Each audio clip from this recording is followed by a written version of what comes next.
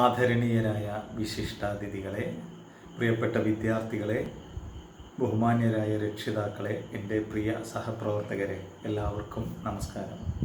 ഞാൻ Alathiyur Kunjumon Haji memorial higher secondary school head master PK Abdul Jabbar.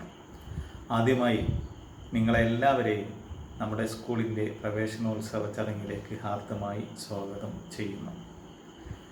എല്ലാവർക്കും അറിയുന്നത് പോലെ ഈ കോവിഡ് പശ്ചാത്തലത്തിൽ ഓൺലൈൻ മാർഗത്തിലൂടെ ആഘോഷിക്കാൻ മാത്രമാണ് നമുക്ക് അവസരം.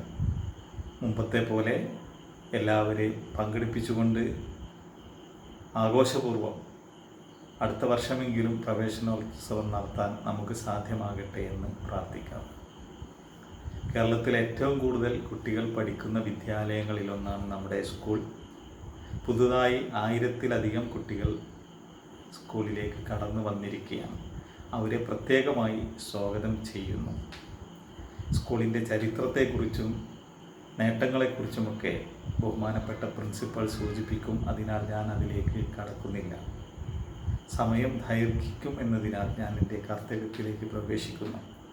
നമ്മുടെ ഈ പരിപാടിയുടെ അധ്യക്ഷസ്ഥാനം അലങ്കരിക്കുന്നത് നമ്മുടെ സ്കൂളിൻ്റെ എല്ലാമായ PTA പ്രസിഡന്റ് KP ഷംസുദ്ദീൻ അവർകളാണ്. അദ്ദേഹത്തെ ആദ്യമായി സ്വാഗതം ചെയ്യുന്നു.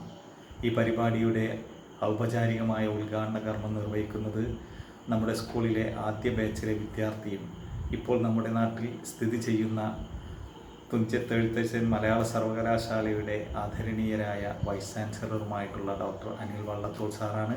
അദ്ദേഹത്തെയും ആദരപൂർവ്വം സ്വാഗതം ചെയ്യുകയാണ്.